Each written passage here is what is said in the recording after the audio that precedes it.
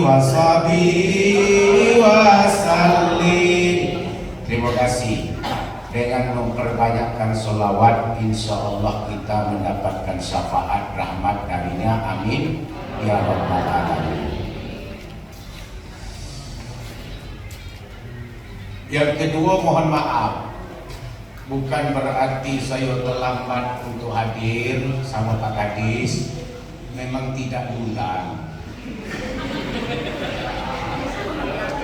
Diundang sama Ibu Tinuk. Ibu Tinuk ya? Ibu Bendara yang undang di Jakarta, kita di sini. Ibu di mana? Saya di Jakarta. Ustaz bisa ceramah kapan? Sekarang. Sekarang saya lagi jalan.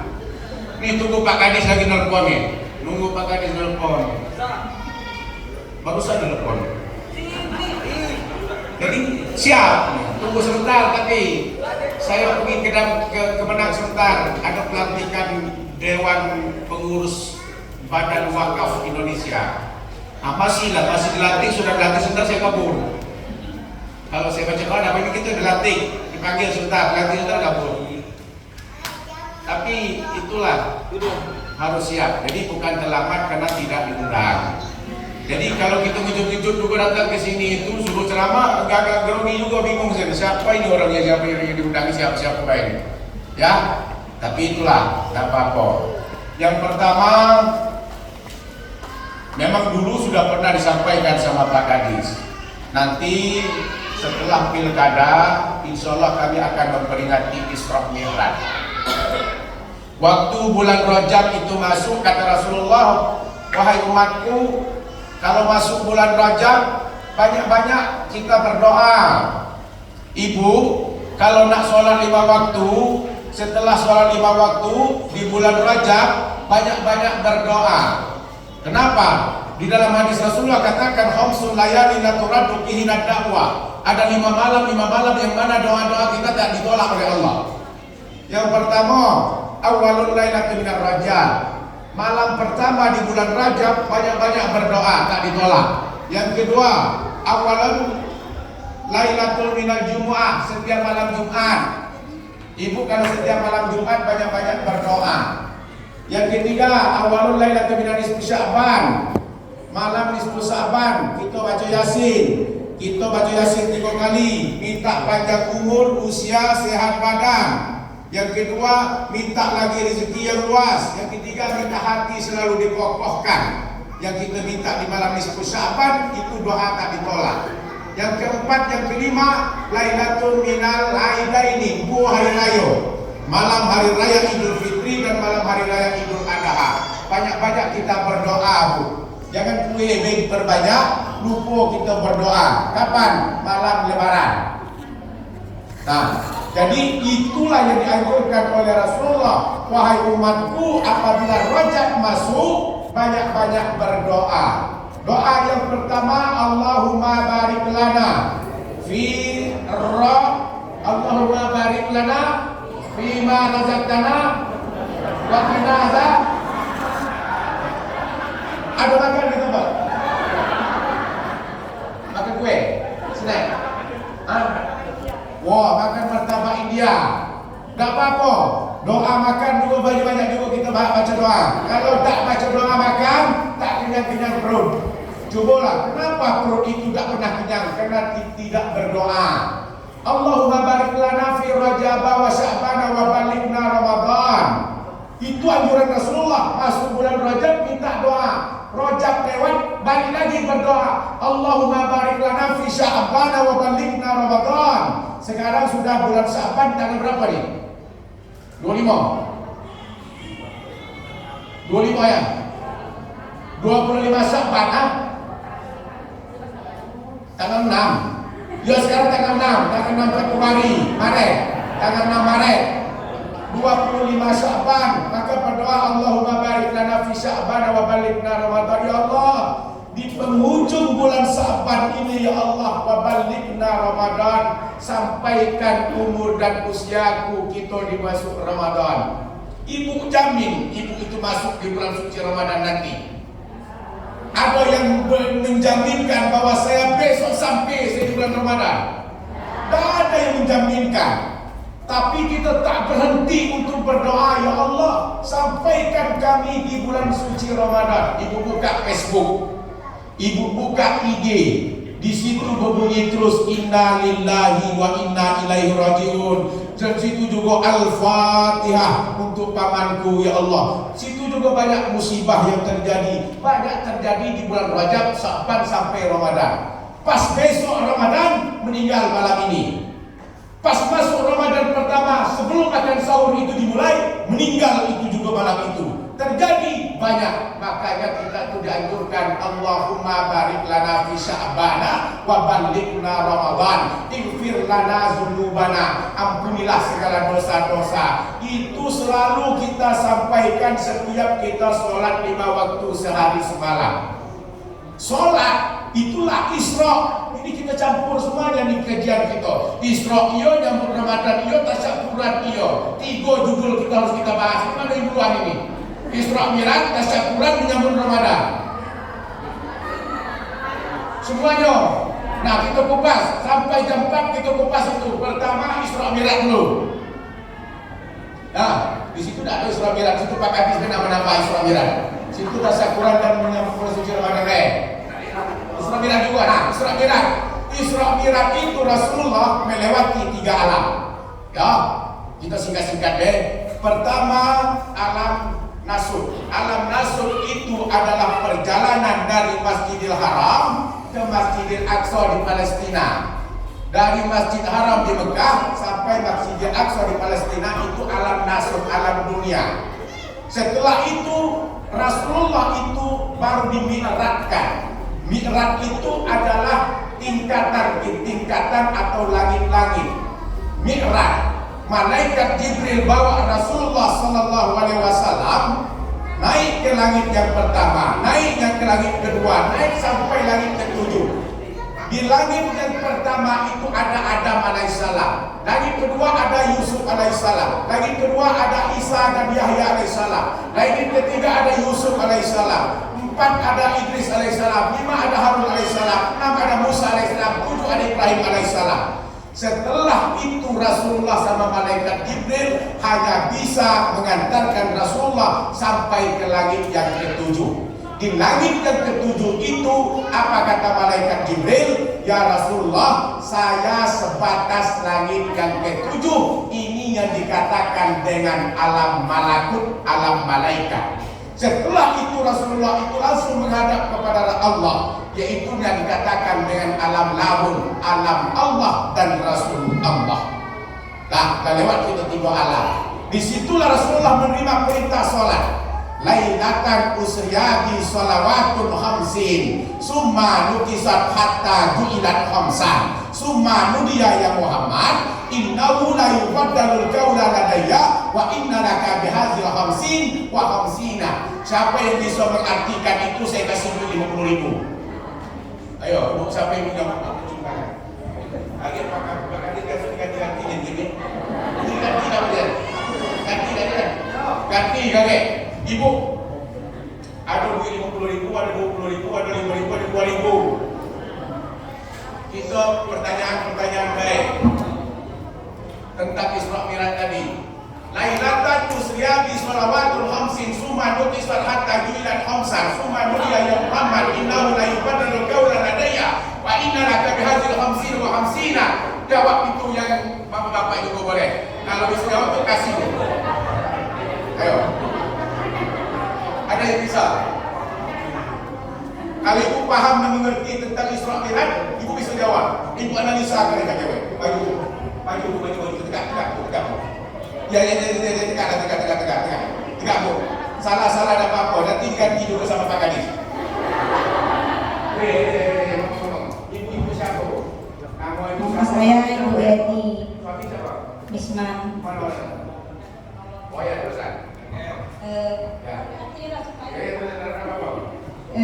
Isra Mi'raj itu perintah Nabi Muhammad untuk melaksanakan sholat 5 waktu. 50 waktu. Sudah tuh dikurang-kurangi karena umatnya pasti tidak sanggup melaksanakannya, maka sampai akhirnya sekarang waktu. Nah,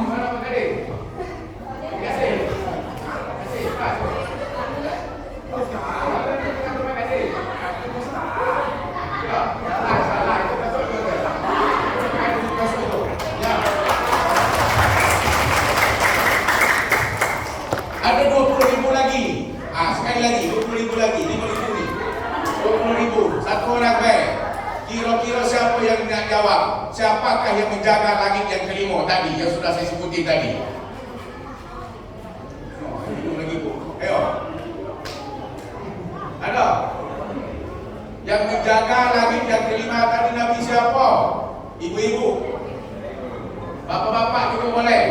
Siapa yang menjagakan langit yang tadi dia malaikat Jibril bawa Rasulullah untuk dimiratkan langit pertama yang Nabi sebutin kau. Yang menjagakan langit kelima siapa? Baju ke depan. 20.000 cuma. Ada?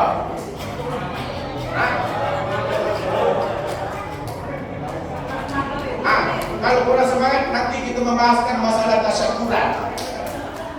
Ayo. Ayo, siapa yang jawab? Ayo, apa ibu? Ayo. Ibu sebutin Nabi aja, nama Nabi sebutin Nabi yang 25. Siapa pasti ada yang tahu. Yang menjaga langit yang kelima itu siapa? Ibu sebutin nama orang ini. Nama ibu siapa? Enggak. Siapa yang jaga langit yang kelima? kalau salah Nabi Musa.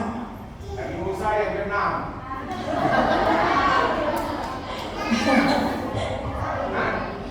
Mana? Ibu maju. Ayo. Siapa yang jaga langit yang kelima?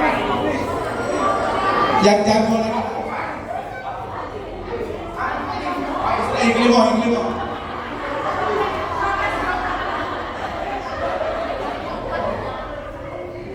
Nama saya Bibi Mariana, nama suaminya Ahmad Arianto, Nabi Idris.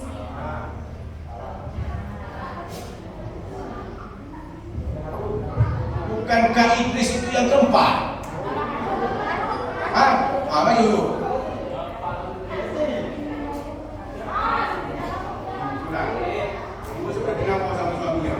Nama saya Keta, suami saya Atta. Ya. Nabi Harun Pak. Nabi Harun betul tak?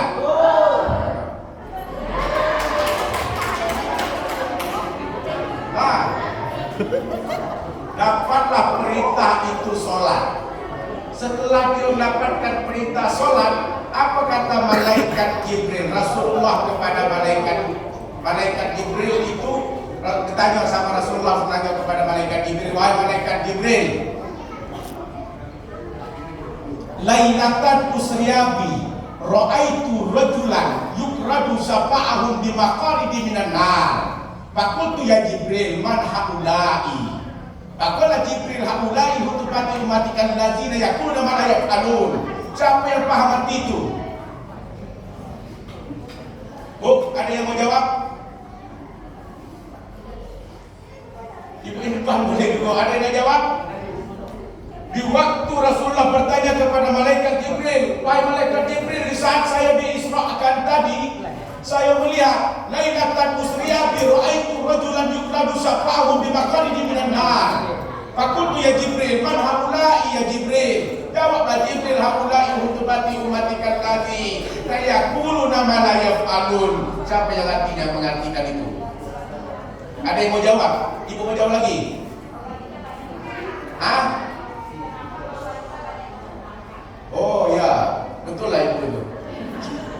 Nah, apa kata malaikat itu? Rasulullah kata pada malaikat Jibril, ya Jibril, waktu saya di Mi'raj itu saya melihat ada sebagian daripada umat, sekelompok manusia yang menggaruk-garukkan mulutnya dari pengaruh api neraka. Kira-kira siapa mereka itu ya Jibril? Kata malaikat Jibril, ya Rasulullah, itu adalah sekelompok umatmu yang pandai bercerita, yang pandai berkomunikasi. Itulah kaum-kaum ustaz, kaum-kaum ulama, kaum-kaum kiai, kaum-kaum yang bisa pandai berkomunikasi. Itulah yang selalu yang dimasukkan, dia yang menyampaikan tapi dia tidak mengerjakan. Apa kata ustaz? Marilah kita berangkat ke masjid untuk menunaikan salat 5 waktu. Ustaz itu tidak ada dalam dia mengajak, dia mengimbau, dia yang tidak hadir. Itu adalah ummatikan ladzina yaqulu ma la yaf'alun. Dia menyampaikan tapi dia tidak ada ngerjakan. Rupanya dalam neraka itu banyak dulu ustaz-ustaz bu. Tidak kaum hawa baik, para ulama kiai juga pun banyak di dalamnya itu. Nah, yang kedua, datang lagi kata Rasulullah, wahai malaikat Jibril, siapakah mereka itu yang menganiayakan dirinya tapi Allah tidak menganiayakan dirinya? Apa kata malaikat Jibril? Itu adalah orang yang selalu menahan-nahan zakat.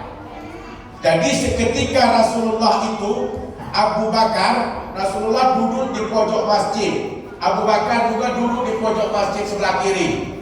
Datang pemuda, pemuda itu masuk ke masjid, lalu dia menadahkan tangan sambil menangis dan berdoa. Setelah menangis dan berdoa, dipanggil sama Rasulullah, wahai pemuda, ke sini.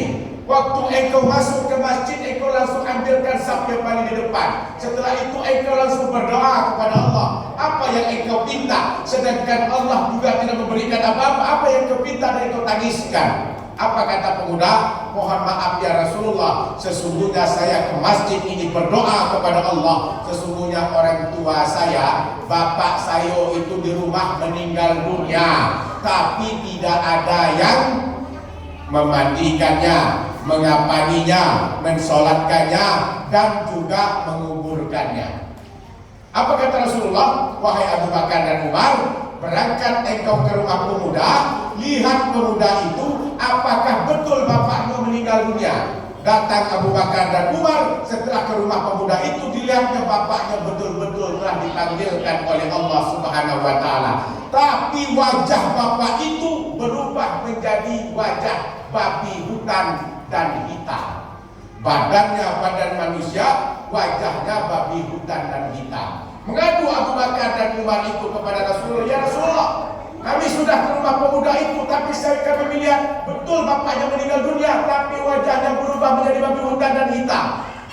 Rasulullah tidak percaya, akhirnya dibawalah Rasulullah, Abu Bakar dan Umar ke rumah pemuda itu.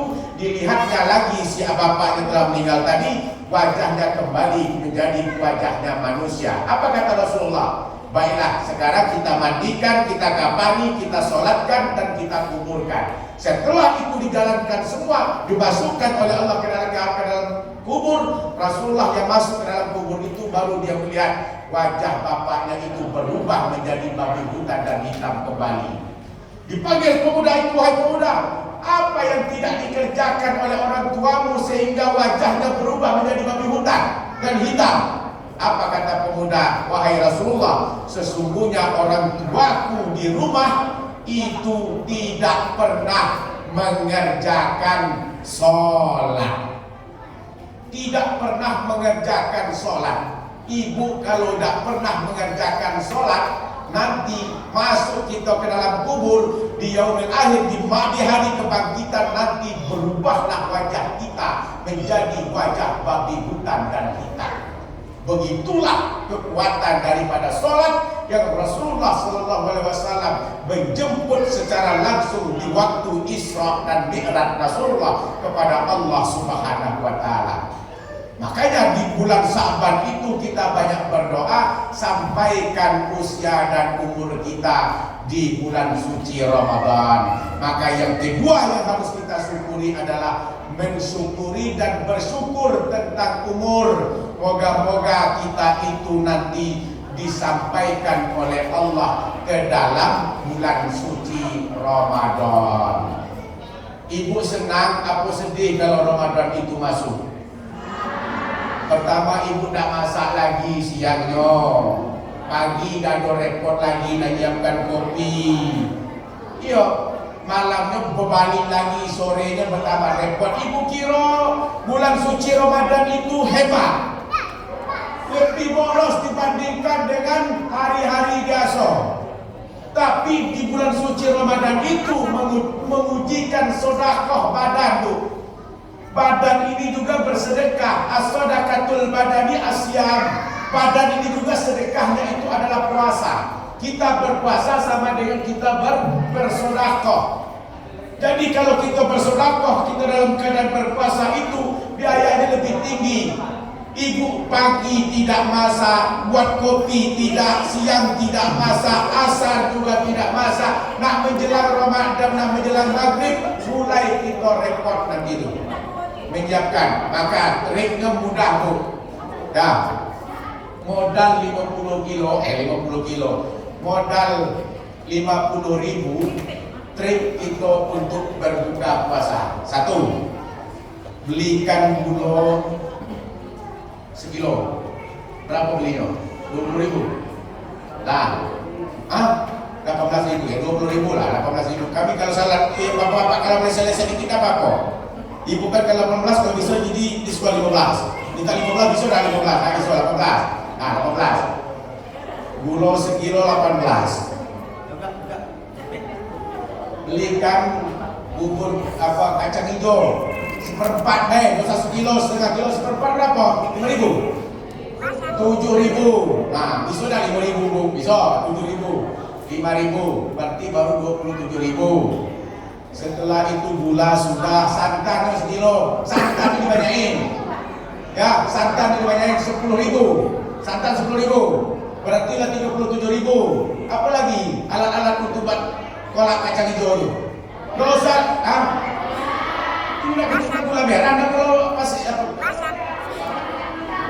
Campur merah. Pokoknya modalnya 50.000. Nah ya, 50.000. Ibu masaklah jam setengah, jam 5. Jam 5 ibu masak itu. Banyakkan santannya, kacang hijaunya dikurangi, gulanya sedang-sedang baik. Lah setengah 6. Pertemuan rutin ini didekatkan Masukkan kolak itu mangkok, semangkok. Kasih ke tetangga sebelah. Sebelah kanan kasih. Sebelah kiri kasih. Belakang kasih. Depan kasih. Itu namanya sedekah, silaturahim, karena ibu buat kolak hari pertama. Karena hari pertama orang jualan belum ada. Jadi ibu kasih. Lah nak jam 6 kurang sedikit, ibu tunggu di rumah. Kolak kacang hijau sebelah kiri tadi dibalas dengan lontong. Kolak kacang hijau di depan tadi dibalas dengan rendang. Kolak kacang hijau di belakang tadi dibalas dengan gado-gado. Yang sebelah kanan tadi dibalas lagi dengan apa? Onde-onde. Duduk ibu pas membuka bersama di rumah, lengkap itu barang-barang kacang hijau 50.000 itu. Ada gado-gado, ada onde-onde, ada rendang, ada apa lagi kan tadi itu.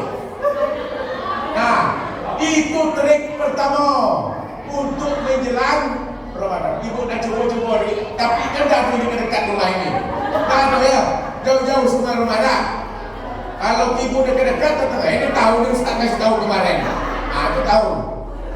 Dah, insya Allah modal kecil dapat banyak. Itu strategi.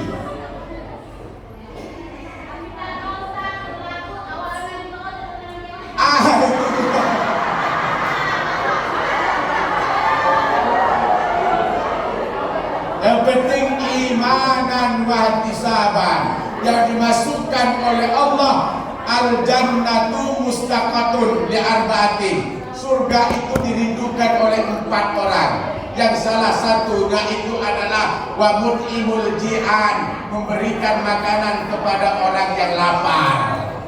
Ibu dicintai oleh surga karena ibu sering memberikan makanan kepada orang yang lapar. Tahu ya, yang penting ikhlas. Tidak usah nunggu berbalik. Kata Ustaz berbalik ke rumah, mangkuk-mangkuk itu dah yang berbalik ke rumah. Kosong. Tidak sah juga strategi Ustaz juga kan. Jangan salahkan saya pula. Nah, yang penting bersyukur. Ya, bersyukur kita alhamdulillah Allah panjangkan umur dan usia, Allah sampaikan kita di bulan suci Ramadan. Yang kita siapkan itu adalah pertama siapkan ruh dan mental kita. Ruh haniah, jasmaniah. Badan kita siapkan. Ada orang, aduh Ramadan lagi masuk Pak. belum makan. Ibu juga makan di bulan suci Ramadan juga lebih sengsara daripada orang yang puasa. Makan Pak Azwar tu di samping itu, ikan tidak ada yang nengok di sini nih. Merokok di kantor, merokok menyambut puasa dan tanggung-tanggung semangat. Pak Kadis sampaikan kita semangat menyambut Ramadan, rupanya merokok di ujung sana. Ibu tahu orang-orang yang apa itu yang boleh tidak berpuasa. Pertama, orang yang belum balik. Kalau ibu di jalan tengok bapak-bapak itu merokok, berarti dia belum balik. Ya, itu boleh tidak berpuasa. Yang kedua, kalau ibu-ibu datang bulan, itu boleh tidak berpuasa. Yang ketiga, kalau nengok orang gilo, kalau ada orang gilo merokok, boleh tidak berpuasa.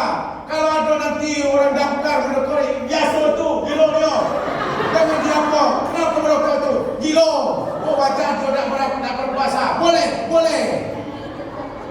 Nanti akan tengok tu bapak-bapak tu bu. Ada merokok. Oh, ada Pak Noni bisa sekretaris nanti merokok. Oh, biasa tu gilo, biasa. Tak usah ditanggapinya. Itu boleh tidak merokok. Balik datang bulan orang gilo.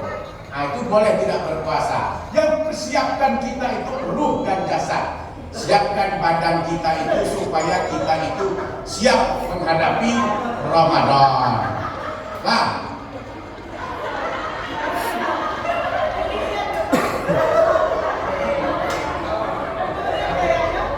Pak Indra di dalam puasa. Komandan propos. Komandan propos dalam puasa jaga diri. Ya bos, kalau ada pos itu lah, jaga diri. Gilo.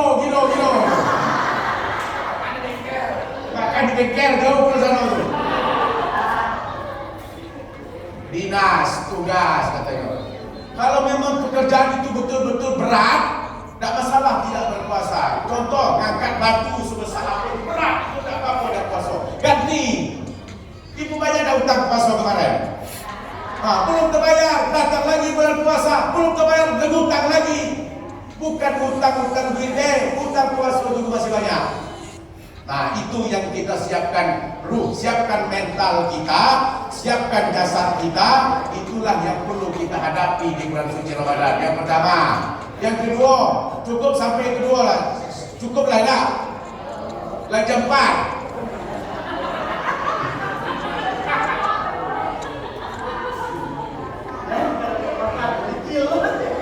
Belum balik. Nah, yang keempat,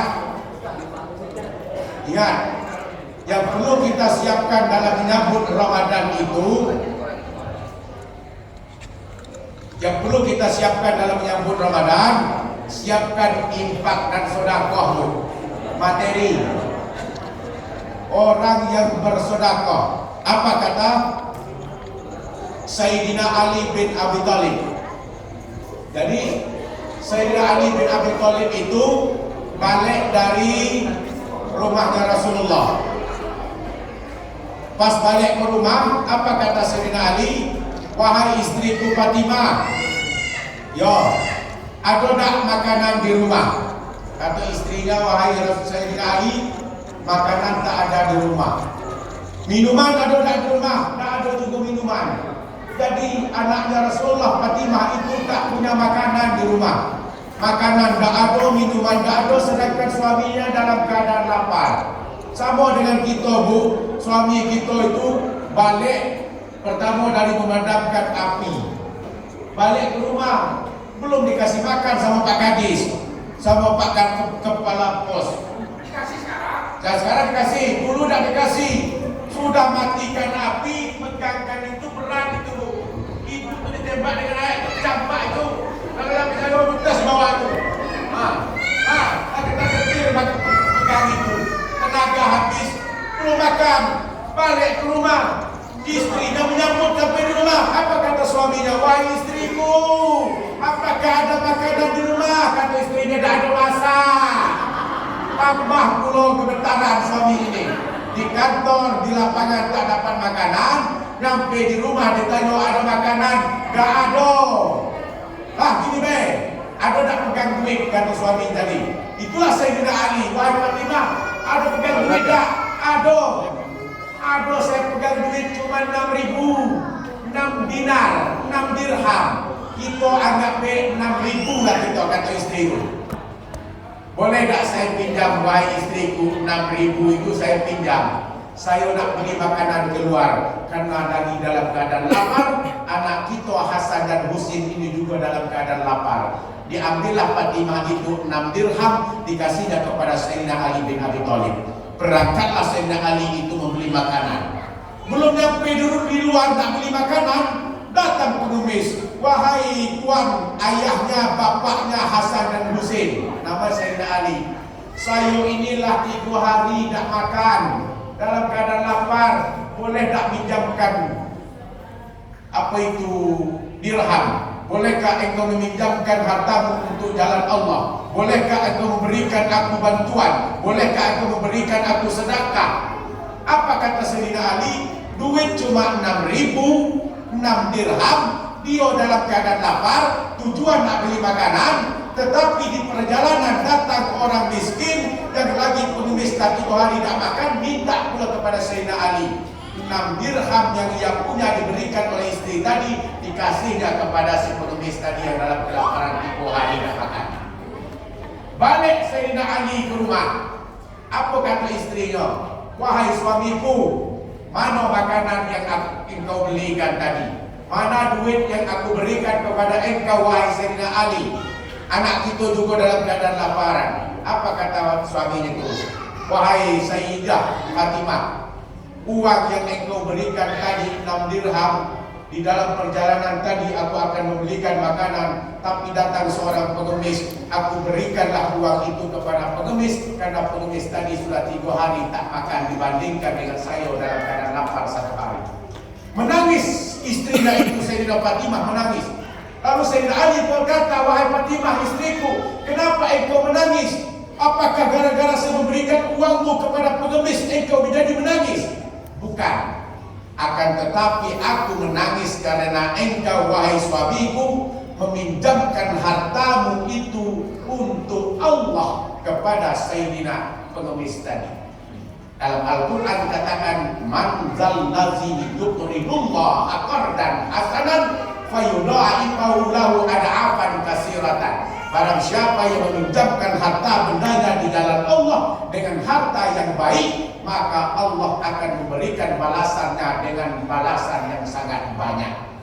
Jadi ibu siapkanlah bateri selama bulan suci Ramadan. Setiap mau sholat tarawih, masukkan ke dalam kotak infak. Masukkan ke hari ini 5.000, besok 5.000, besok tiap hari bersedekah kita. Itulah yang akan kita siapkan menjelang Ramadan. Siapkan ruh dan jasad kita, siapkan materi kita untuk berbanyak sedekah. Nah, lalu apa? Sayyidina Ali berangkatlah dia ke rumah mertuanya Rasulullah bernama Rasulullah. Ibu, kalau ibu nanti ibu tak punya uang di rumah, suami pun tak kasih makanan dan apa itu uang juga di rumah, balik-balik ke mertua, pergi ibu ke rumah mertua ibu, kami minta sama mertua. Sayyidina Ali itu kembali kepada Rasulullah.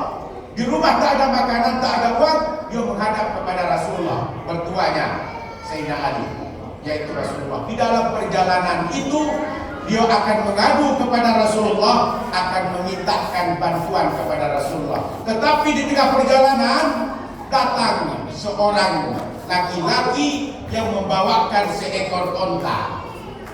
Wahai bapaknya Hasan dan Husin, Sayyidina Ali, kata laki-laki itu, maukah engkau membelikan onta yang saya bawa? Harganya 100 juta, 100 dirham. Belilah ini onta saya. Apa kata Sayyidina Ali? Saya tak punya uang untuk membelikan onta. Jangankan onta yang engkau tawarkan, makan pun saya tak bisa. Duit pun saya tak punya. Apa kata laki-laki itu? Ambilkan onta ini, harganya 100 juta, bayarnya nanti. Kalau ada duit baru dibayar. Akhirnya diambillah unta yang ditawarkan oleh laki-laki kepada Sayyidina Ali. Di dalam perjalanan menuju rumah Rasulullah itu, Sayyidina Ali membawakan seekor unta itu. Tetapi setelah dia berjalan, ketemu lagi seorang laki-laki. Wahai bapaknya Hasan dan Husain, apa yang engkau bawa? Unta. Berapa engkau akan jualkan unta tersebut? Apa kata Sayyidina Ali? Unta ini akan aku jualkan dengan harga 300 juta atau 300 dirham. Sayyidina Ali mengambilkan unta kepada laki-laki yang pertama tanpa membayar, harga 100 juta. Setelah dibawanya unta tersebut ditawarkan oleh laki-laki yang kedua, harga 300 juta, dibayar cash. Lalu unta itu diambil kepada laki-laki tadi. Berarti dia punya untung 200 juta. Setelah sampai di rumah Rasulullah, apa kata Rasulullah? Wahai Sayyidina Ali, apa yang terjadi di dalam perjalanan di saat engkau pulang berangkat dari rumahmu sampai menuju rumahku, kata Rasulullah. Apa kata Sayyidina Ali? Tadi di perjalanan tadi ada laki-laki menawarkan unta. Saya tak punya uang, saya belikanlah dengan mengutang. Setelah hutang itu saya bawa, unta itu saya bawa, ditawarkan oleh laki-laki lagi. Saya juallah 300 dirham. Siapakah mereka itu ya Rasulullah? Kata Rasulullah, wahai Sayyidina Ali, karena engkau membelanjakan hartamu cuma 6 dirham, Allah gantikan 300 dirham. Yaitu apa? Waktu engkau memberikan ke pengemis itu dalam keadaan lapar, Allah gantikan hartamu 6 dirham itu menjadi 300 dirham. Siapakah yang menawarkan unta tadi? Itu adalah malaikat Jibril yang menyerupai manusia, menawarkan dan membawakan unta kepadamu. Siapakah yang membelikan untamu tadi? Itu adalah malaikat Mikail yang membelikan untamu dengan harga 300 juta, 300 dirham. Berarti begitulah kalau kita menyiapkan materi di bulan suci Ramadan yang kita sedekahkan, insya Allah Allah pasti akan tambah-tambahkan pula rezeki kita. Ibu nak jualan, jual di bulan suci Ramadan, berkah. Ibu nak jual es buah, jual di Ramadan ini bu. Banyak pasti ada orang yang laku. Ibu nak tengok orang jualan, tengok di bulan suci Ramadan. Entah dari mana-mana berderet dari ujung ke ujung itu. Kalau tidak Ramadan, tidak ada yang dijual. Bersih itu satu jalur itu. Tapi masuk Ramadan, banyak orang yang jualan. Kenapa? Mengambil keberkahan tadi. Berkah, walaupun banyak yang jual, tapi tetap banyak lagi orang jual es buah itu. Kalau diri kita nafsu, tengok bakwan, alangkah enak bakwan ini. Kayaknya minyaknya bagusnya. Tengok lagi ikan lele. Wih, enak juga lelenya. Dia ambil puluh lele. Lipat lele sekok, bakwan sekok. Tengok lagi kolak. Wah, enak juga kolak. Tengok onde-onde lagi, enak-enak pula. Beli bakwan airnya penuh. Motor itu berasai-asai, itu makanan untuk buka puasa. Lengkap kalau dalam puasa itu. Sampai di rumah berbuka puasa. Orang azan, Allahu Akbar, Allahu Akbar, langsung berbuka. Setelah didengar keluar, masih sore. Rupanya anak hidup intip di dalam itu. Orang azan, dia buka, sadar buka tu bu. Bukanya sah. Dan berdosa kita berbuka itu. Sampai azan, pas tengok minum air aqua segelas, langsung kenyang. Makanan yang tadi itu tak dimakan sedikit pun. Begitulah orang yang tidak menguasai hawa nafsu, seakan-akan makanan itu semuanya enak kalau dirasakan. Kenapa? Orang lapar. Namanya orang lapar. Jadi dua hal itu. Pertama, persiapan kita, ruh dan jasad kita menjelang Ramadan.